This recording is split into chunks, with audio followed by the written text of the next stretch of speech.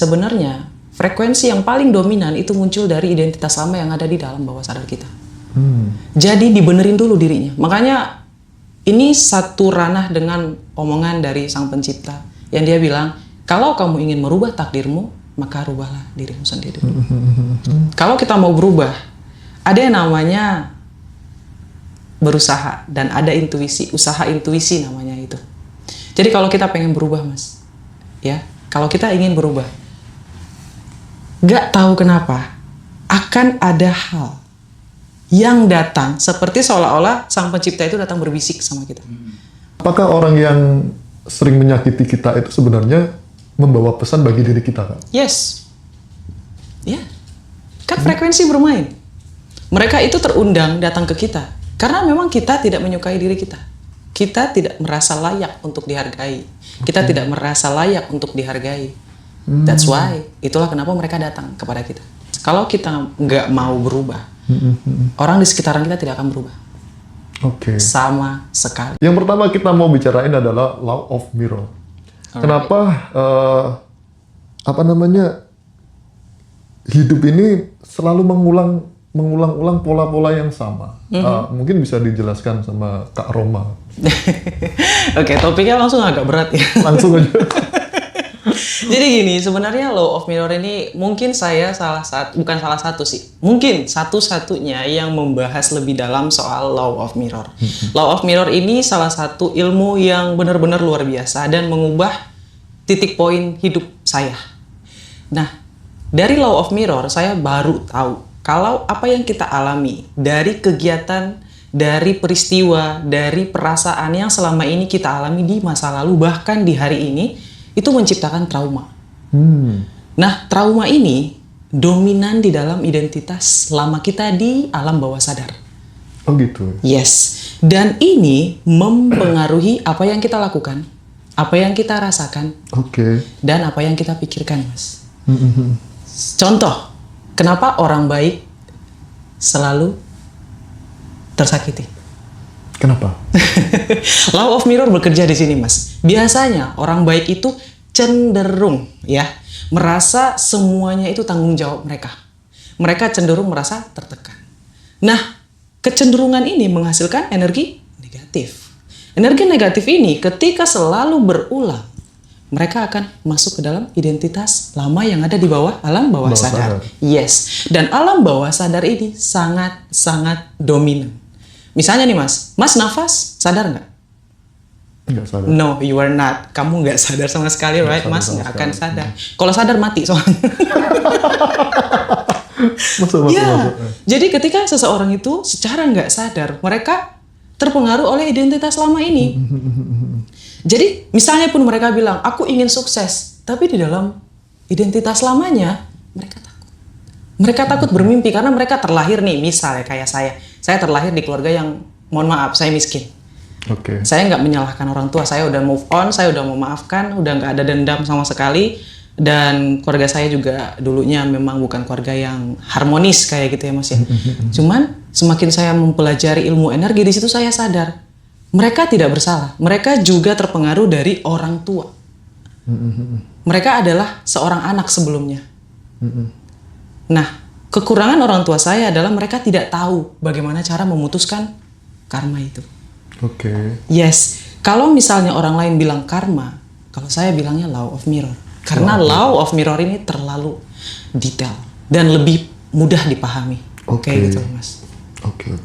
Dan banyak nih orang yang merasa heran kenapa mereka itu selalu ketemu dengan orang-orang yang mempunyai masalah sama. Right, itu betul. Kenapa ya? Jadi sama kayak tadi, identitas lama ini nih, ya Mas ya, kan tersimpan nih di dalam alam bawah sadar kita, right? Nah, nervous system kita, Mas, ini nih yang paling krusial banget. Guys, nervous system menyukai hal-hal yang sama dengan apa yang kamu rasakan di dalam diri kamu. Hal-hal serupa. Misal, kamu takut untuk ditinggal, maka kamu akan bertemu dengan orang yang akan meninggalkan kamu. Kamu akan dibohongi, kamu akan dikhianati. Itu adalah law of mirror. Ngeri nggak, Mas? Itu ngeri. Wish. Yes. Sampai sejauh itu ya? Sampai sejauh itu. Jadi kalau misalnya nih kita terlahir di keluarga miskin, Oke. Mas kebayang nggak? Ketika kita terlahir di keluarga miskin, kita nggak pernah tahu rasanya duduk di sofa mahal. Kita nggak pernah tahu rasanya tidur di tempat tidur yang bagus. Kita nggak pernah tahu pendidikan yang bagus di luaran sana. Kita nggak pernah tahu. Jadi realita kita itu semuanya tentang hal-hal yang negatif. Makan harus kerja dulu. Makan nggak bisa 3 kali sehari. Makan seadanya. Bagaimana dia bisa membayangkan yang baik-baik? Dan selama dia hidup, dia membayangkan hanya identitas selamanya. Jadi kalau misalnya ya Mas ya, sebenarnya dunia ini agak sedikit kejam, tapi mereka nggak kejam. Hebatnya Allah Subhanahu Wa Taala tuh, aku suka hukum frekuensi. Agak sedikit kejam tapi nggak kejam. Nggak. Bisa dijelaskan? Karena ada jalan keluarnya Mas. Oh ya. Yes. Ada win-win solution ya? Yes. Misalnya nih Mas, ya, kita ambil contoh ya Mas. Di bumi ini ada hukum gravitasi, right? Iya. Semuanya adil, right? Semuanya adil, semuanya dapat hukum gravitasi. Nggak ada, kita bukan bicara soal moral. Semesta ini tidak bekerja dengan hukum moral. Siapa yang baik maka dia luar biasa, enggak. Siapa yang mengerti soal hukum frekuensi maka dia hebat. Jadi misalnya nih, kita ambil contoh ya Mas ya. Hukum frekuensi itu berbicara tentang energi. Oke. Oke? Sama yang tadi saya bilang, orang baik kenapa selalu disakiti? Kenapa seseorang bisa mengulangi hal-hal yang sama selalu setiap hari? Benar. Yes, karena identitas lama yang ada di bawah alam sadar. Ya, sampai di sini Mas ya udah connect belum? Connect. Oke, jadi biar saya lebih gampang jelasin. Karena maklum kadang wanita itu suka mengulang-ulang. Ini ya namanya wanita ya. Jadi kalau orang yang di depannya tidak bilang, iya saya paham Mbak. Jadi kita ngerasa kayak mana gitu kan, dominan perasaan kayak gitu ya Mas ya. Oke, sampai di mana tadi? Itu kan? Connect dalam ke alam bawah sadar kita. Iya betul. Jadi karena semesta ini bekerja dengan hukum frekuensi, frekuensi yang kita sampaikan kepada semesta, mereka saling tarik menarik dengan frekuensi yang sama. Mungkin semua motivator, semua praktisi ilmu juga mengatakan hal yang sama, right? Tapi sebenarnya frekuensi yang paling dominan itu muncul dari identitas lama yang ada di dalam bawah sadar kita. Jadi dibenerin dulu dirinya. Makanya ini satu ranah dengan omongan dari Sang Pencipta yang dia bilang, kalau kamu ingin merubah takdirmu, maka rubahlah dirimu sendiri. Itu betul Mas. Dirubah dulu di dalam dirinya. Kalau nggak akan bisa. Sudah diterangkan juga ya. Yes, kalau nggak akan bisa sama sekali. Bukan karena dia miskin ya, bukan karena dia malas, bukan karena dia tidak berpendidikan, enggak. Tapi karena tidak mau berusaha untuk merubah sesuatu yang sudah ada di dalam dirinya. Oke. Lalu bagaimana hukum cermin bekerja dalam relasi dan kehidupan? Oke, sebenarnya ini akan aku bahas dalam seminar aku, cuman khusus untuk ngaji Rasul aku kasih. Terima kasih Kak Roma. Iya, jadi sebenarnya beberapa tadi aku sudah spill sebenarnya. Dalam seminar aku nanti akan dibahas sebenarnya masih ada cara bagaimana sih supaya kita itu bisa mengulang identitas yang lama, kita masukin. Kita memang nggak bisa mengubah serta-merta, tapi kita bisa mengubah dengan sedikit demi sedikit. Misal, terkadang ya Mas ya, sebagai contoh saya terlahir di keluarga yang ya apa adanya gitu. Dan ketika saya masuk ke dalam mall, pasti saya was-was. Bukan jalan di tengah aula mallnya, bukan, tapi masuk ke tempat yang saya tidak pernah masuk. Di mana kemewahan itu begitu menguar kayak gitu. Tidak ada yang salah dengan saya sebenarnya. Tapi identitas selama saya tidak terbiasa dengan hal itu.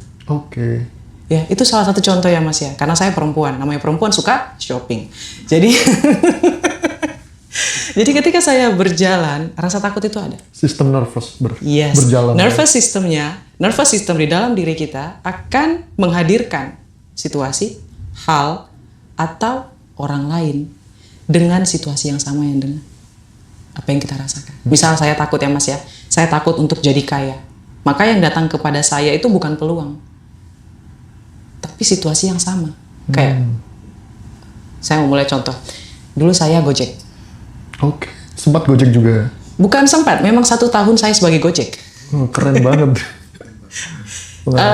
Coba sebutin Mas peran. Mungkin saya udah ngelakuin banyak hal pekerjaan. Serius. Saya pernah jadi cleaning service di toilet. Oke. Semua sudah saya lakuin. Bukan karena kekurangan uang ya Mas ya, bukan.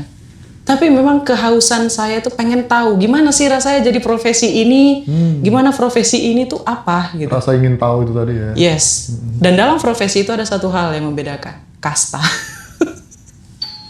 Kasta. Ya, energinya kerasa Mas. Saya mulai memperhatikan orang kaya lebih sering senyum daripada orang miskin. Mohon maaf. Itu lebih sering senyum Mas. Faktornya itu apa? Kira-kira? Mungkin tidak ada rasa khawatir Mas. Really? Yes. Tidak ada rasa khawatir. Mereka ngerasa kayak di rumah sudah ada makanan, bulanan sudah ada, rumah ada, rasa nyaman.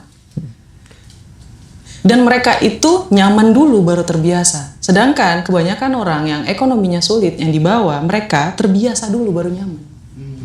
Oke. Mereka terbiasa untuk makan apa adanya, lalu mereka ngerasa mereka nyaman. Dan ketika mereka nyaman, disitulah yang paling bahaya Mas. Identitas lamanya masuk. Oke. Dan itu susah ya untuk... Yes, bahkan ada Mas yang tiba-tiba kaya nih, udah terbiasa hidup sederhana, tidur di bawah, boleh kan pakai tikar. Ketika dia kaya raya, dia nggak bisa tidur di atas kasur. Dia tidur di bawah. Iya benar. Ada. Betul, banyak. Karena identitas lama itu ya. Yes, betul Mas. Nah, cara mengubah, misal nih, yang Kak Roma tadi katakan ada yang namanya, nervous system, atau sistem nervous itu, bisa nggak diubah menjadi confident system? Bisa dong, bisa. Caranya? Berani.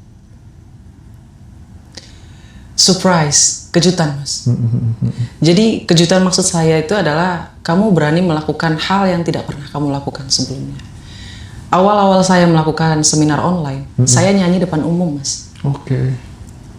Sebelum saya sampai ke sini, saya berbicara kayak orang gila di dalam kamar, terus ditemenin sama teman-teman saya, salah satunya sekretaris saya juga. Oke. Jadi ngedengerin saya ngomong kayak orang yang lagi ngomong sama orang lain kayak gitu. Oke. Harus mengingat, bukan menginginkan ya Mas ya, tapi mengingat. Ah ini udah panjang nih, larinya malah ke law of attraction, sorry. Pertama tadi adalah melakukan sesuatu hal yang belum pernah kita lakukan, surprise yourself.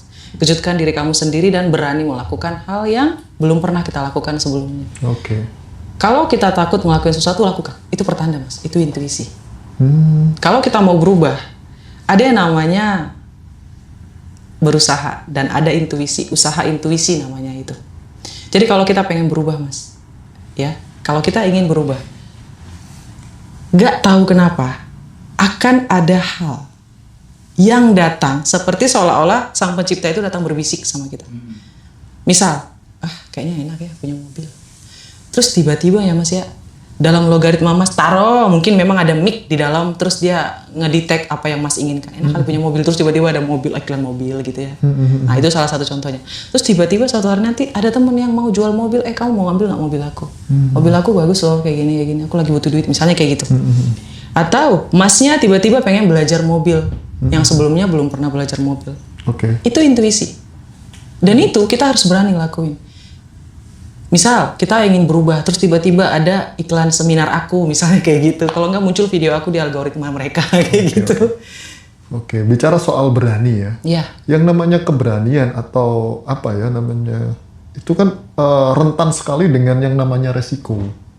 Nah, orang-orang kan biasanya belum dilakukan. Itu kan pasti mikir resiko atau konsekuensi. Kalau saya melakukan ini, kemungkinan terburuk itu pasti mereka sudah detect lah. Nah, cara menghadapi itu semua gimana, Kak? Just do it. Lakuin aja. Kan namanya juga berani, Mas. Whatever it is, apapun resikonya, I don't fucking care. Just do it. Apapun. Mas kehilangan apa sih? Waktu saya jadi Gojek, saya berpikir kalau saya nggak lakuin apa yang saya kehilangan, memang saya udah miskin. What I lose? Apa yang aku kehilangan? Gak ada. Aku coba, ya gagal ya ulang lagi. Hal yang paling berharga di muka bumi ini ya Mas ya bukan uang, waktu. Semakin lama menunda, semakin kamu kehabisan waktu. Time ya? Yes, bukan uang yang paling berharga tapi waktu. Oke.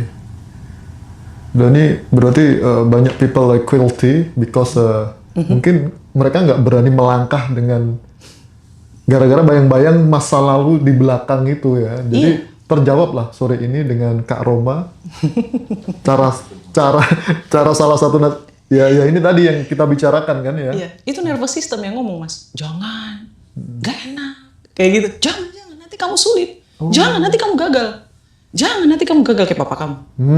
Nanti kamu gagal kayak teman kamu. Gitu, Mas. Akhirnya kita pandangan secara tidak langsung kita sudah, papa saya dulu pernah kejadian. Iya, tetangga saya kejadian. Resikonya ini. Terus betul. saya menjadi seperti ini. Nah, itu kan yang lebih mendahului kita sebenarnya. Iya. Belum melakukan sudah mereka yang pikiran-pikiran seperti itu yang mendahului kita. Iya, betul. Jadi intinya berarti apa tadi, Kak? Berani. Lakuin aja. Apapun resikonya, asal kita tidak menghabiskan waktu. Ambil. Waktu ya. Karena kalau kita melakukan resiko yang besar, hadiahnya juga besar sebenarnya. Kalau mau hadiah besar, resikonya kecil, itu namanya penipuan. Right? Iya, sure. Apakah orang yang sering menyakiti kita itu sebenarnya membawa pesan bagi diri kita, Kak? Yes. Ya. Kan frekuensi bermain. Mereka itu terundang datang ke kita. Karena memang kita tidak menyukai diri kita. Kita tidak merasa layak untuk dihargai. Kita tidak merasa layak untuk dihargai. That's why. Itulah kenapa mereka datang kepada kita. Mereka datang itu sebenarnya pesan dari semesta. Hey, love yourself. Cintai diri kamu sendiri. Maka orang-orang, gini loh Mas, kalau kita nggak mau berubah, orang di sekitaran kita tidak akan berubah. Oke. Sama sekali. Yes. Berarti kita yang harus berubah duluan kan gitu ya? Iya Mas, realitas kita itu berubah ketika kita berubah. Bukan kita berubah, realitas kita berubah. Enggak. Kebalik. Orang anggapnya dunia berubah dulu. Oh aku sukses dulu, maka aku bahagia. Oh aku punya uang dulu, maka aku bahagia. Enggak kayak gitu. Kita bahagia dulu, biar rezekinya lancar. Kita bahagia dulu, biar kita lebih awet muda. Biar kita lebih sehat. Biar orang-orang ikut bahagia dengan melihat senyuman kita, bahagia kita. Tapi kalau mukanya murung, lalat aja takut ya. Aduh. Oke Kak, kira-kira nih, sampai kapan pola hidup kita yang selalu berulang-ulang ini akan berhenti? Selamanya. Jahat ya Mas ya? Selamanya. Kalau kita tidak berani melangkah, bahkan 1 sentimeter aja, maka selamanya kita akan di situ. Kalau kita nggak berubah dari umur 30, umur 30 adalah dampak dari umur 20. Umur 40 adalah dampak dari 20 ke 30. Kalau misalnya yang nonton ini umurnya sudah 30 sampai 40 atau 50 dan tidak memilih untuk berubah, maka that's it. Di 60 dia akan menyesal. Tapi kalau umur 60 dia masih mau berubah, maka hidupnya berubah. Tapi ketika umur sudah matang, yang mereka cari bukan lagi harta benda, Mas, tapi kenyamanan, kebahagiaan, kayak gitu. Dan ini bisa digunakan. Ketika seseorang melakukan law of mirror, Mas, gila itu luar biasa, Mas. Bahkan pasangannya, temannya, tetangganya, semuanya itu ikut bahagia ngeliat dia. Oke. Kalau melakukan itu ya dampaknya luar biasa. Berarti kita berguru pada yang sudah berlalu. Yes. Untuk jadi lebih baik, lebih confident, lebih berani untuk menghadapi dan mengambil semua kesempatan yang mungkin kita bisa dapat. Iya. Kalau misalnya masih sedikit bingung, bisa ditulis di dalam kertas. Ini saran aku kalau misalnya teman-teman yang ada di luaran sana mau belajar tentang law of mirror, teman bisa ambil kertas. Apa yang paling dominan di dalam pikiran kita? Apa yang sering kita alami? Mana yang lebih dominan? Apakah kita dominan gagal atau sukses? Bagaimana kisah percintaan kita? Lebih sering ditinggalkah, dikhianatikah, diselingkuhikah? Bagaimana pertemanan kita? Apakah kita berada di lingkungan toksik atau tidak? Itu bisa dilihat. Kalau misalnya lingkungannya toksik, terus sering ditinggalkan selingkuh, terus keluarga nggak baik, terus rezekinya seret, coba lihat. Look at yourself, lihat dirimu sendiri, berarti ada yang salah di situ. Berarti ada yang harus diperbaiki. Dan itu harus diruntut, Mas. Dan saya memang pendukung jurnal tangan. Saya tidak mendukung jurnal untuk tulis di HP atau di tablet. Oke. Karena ketika kita menulis ya Mas ya, buku itu dari kertas ya Mas ya. Kertas itu hanya satu-satunya kalau nggak dari bambu, dari kayu. Benar. Dan itu ciptaan langsung dari sang pencipta. Dan itu mengeluarkan energi. Oke. Ya, dan kita itu pertama. Yang kedua, kita jauh dari gadget. Itu lebih ke relaksasi. Ketika kita menjauhkan gadget sebentar, kita fokus untuk menulis hanya kita dan diri kita, ini lebih kayak me time. Waktu untuk diri kita sendiri tuh kita nulis, tenang, hampa, dan ini dilakukan 15 menit juga cukup. Ketika pagi hari sesudah sholat subuh dan atau ketika malam sebelum tidur. Mungkin awal-awal para penonton nulisnya mungkin tentang keluh kesah gitu ya Mas ya. Tapi perlahan, lama-lama kelamaan mereka akan menulis apa yang mereka inginkan. Bukan keluh kesah lagi ya? Enggak. Karena ada unsur yang natural Karena udah tadi. lepas. Di jurnalnya udah lepas Mas. Oke. Udah tenang. Nah ketika tenang dia mulai berpikir, enak kali ya pulpennya belinya yang mahal. Enak kali ya bukunya yang mahal. Enak kali ya AC-nya yang lebih ini biar enak gitu, nyaman nulis gitu loh Mas. Jadi kayak secara natural kayak naik kayak gitu. Oke. Kita kan dari tadi bicara apa namanya sesuatu yang sudah berlalu atau guru masa lalu. Nah sekarang yang jadi pertanyaan, antara musuh dan guru lebih jujur mana? Musuh. Musuh dan Yes. guru lebih jujur mana? Lebih jujur musuh. Why? Musuh ini yang mana dulu nih Mas? Trauma? Kalau trauma, yes, Mas bisa lihat dari bagaimana respon orang lain. Sebenarnya bagaimana diri kita di dalam ini bisa kita lihat dari bagaimana kita direspon sama orang lain. Kalau orang lain bahagia ketika ngeliat kita, berarti kita orang yang sudah berdamai sama dirinya sendiri Mas. Orang tua kita ngeliat kita tuh bahagia, senang. Ketika kolega kita melihat kita tuh bahagia gitu loh Mas. Pasangan kita ngeliat kita tuh bahagia gitu. Itu sudah mencerminkan siapa kita. Dan sebenarnya ya Mas ya, kalau misalnya kita negatif, mereka ini itu bakalan memperlihatkan yang jujurnya. Kayak gitu. Situasi, kondisi, atau hal, atau peran orang lain, respon orang lain terhadap kita. Itu guru dan musuh di saat yang bersamaan. Lalu dengan kita bicara lanjut nih, masalah orang kan banyak yang berkata saya ini menderita, jadi dari kecil kita diajarin untuk jauh dari penderitaan. Tapi sebaliknya, penderitaan yang lebih dekat dengan kita, kok bisa seperti itu? Iya, karena kan identitas lamanya bilang aku ini menderita, aku terlahir miskin. Sudah keluar-keluar dulu. Iya. Dan direspon gitu. Mungkin seperti itu. Yes, dan nervous systemnya itu nggak suka kalau dia kaya. Mas, otak kita itu adalah sahabat kita. Dia akan melakukan apapun agar kita merasa nyaman. Dia menganggap apa yang sudah selama ini kita alami dan kita merasa nyaman, itu adalah hal yang membuat kita nyaman. Mereka nggak peduli itu buruk atau baik. Nggak peduli. Yang penting nyaman. Yang penting nyaman. Meskipun itu tidak nyaman bagi misal pasangannya. Yes. Yang penting kita lakukan, yang penting kita nyaman. Otak kita yang menganggap nyaman, Man. Sebenarnya kita nggak nyaman. Tadi, seperti awal saya katakan, mereka terbiasa lalu nyaman. Ada dua orang yang berbeda, Mas. Mereka terbiasa lalu nyaman atau nyaman dulu baru terbiasa. Kalau saya mulai melangkah dari nyaman dulu baru terbiasa.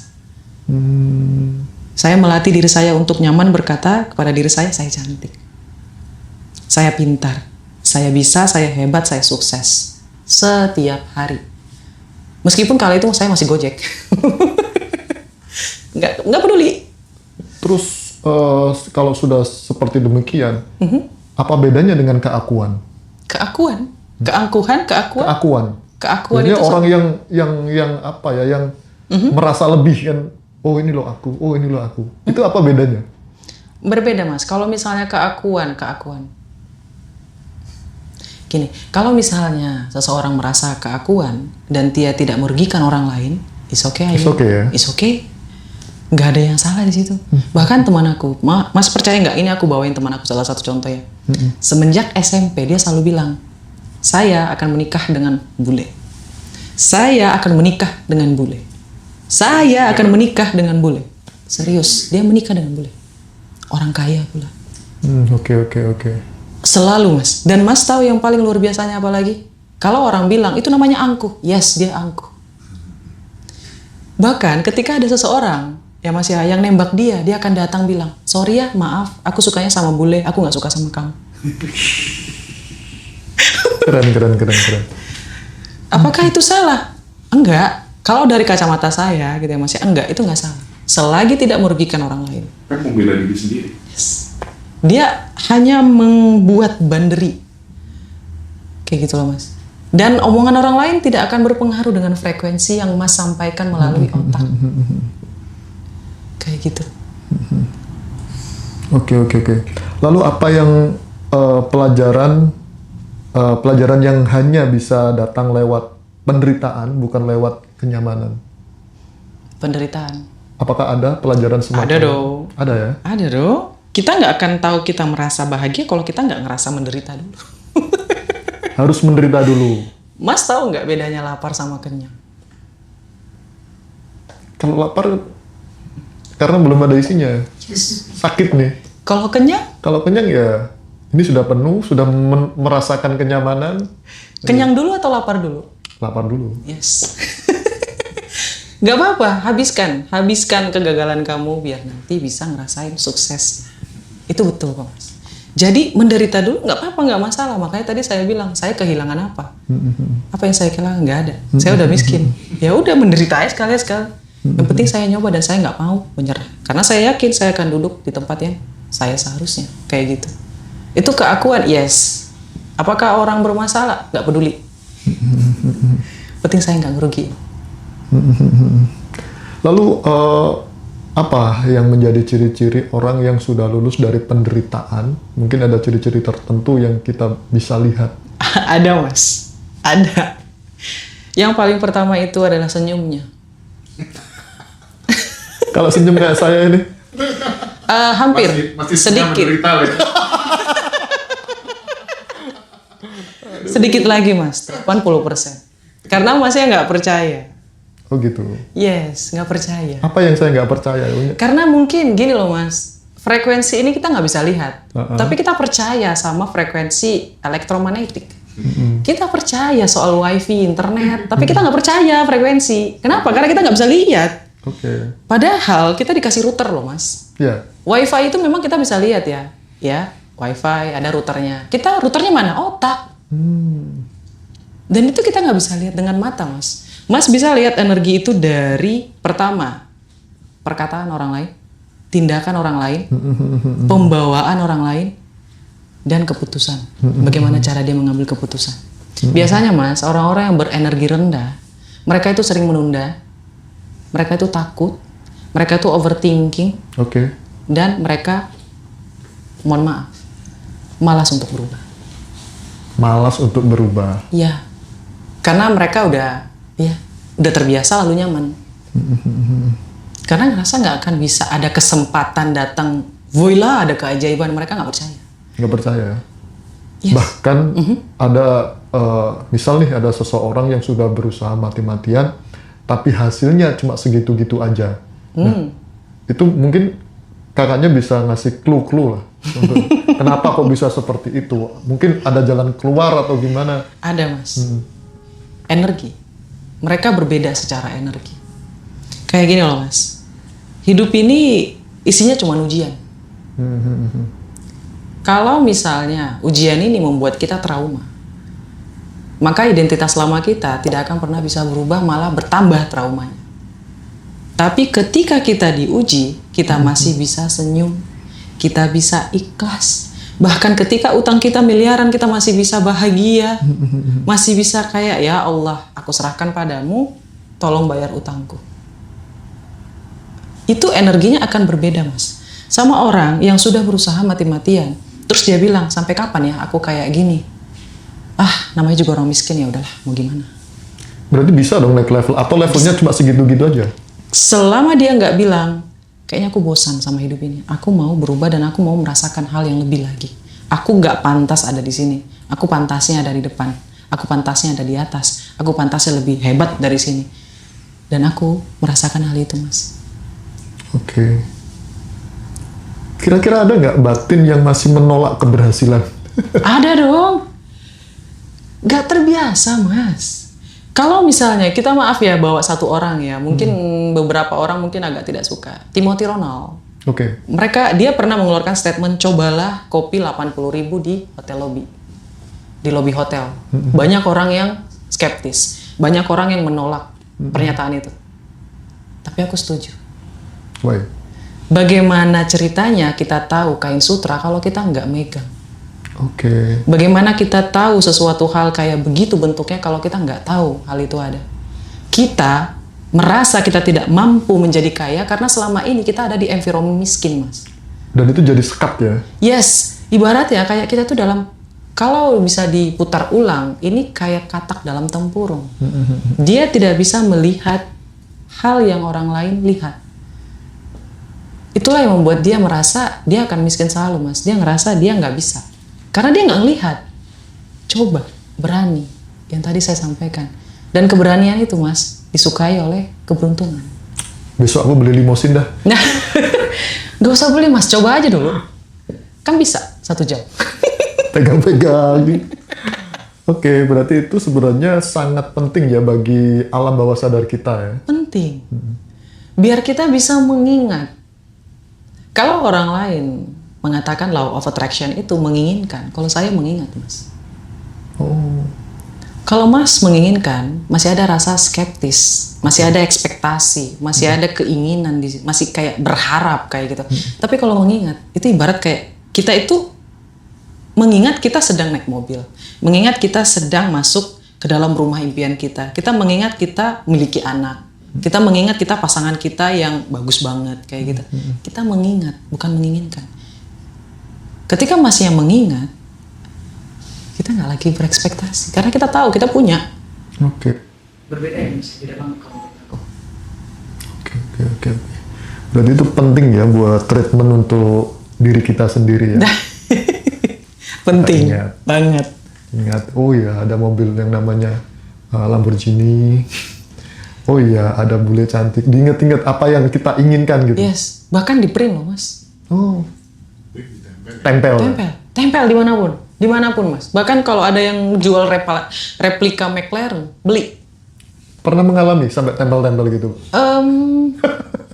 Aku foto. Tempel iya, kalau tempel mungkin karena terlalu gede, dia butuh waktu. Dan memang saya belum pantas untuk punya itu. Karena rumah sekarang masih belum ada garasinya. Bagaimana ceritanya saya mau punya mobil tapi nggak ada garasi? Sama, kayak gitu. Kalau kamu mau mobil, siapin garasi. Belajar naik mobil. Oke. Itu usaha intuisi namanya, Mas. Usaha intuisi ya. Iya. Kayak connect gitu.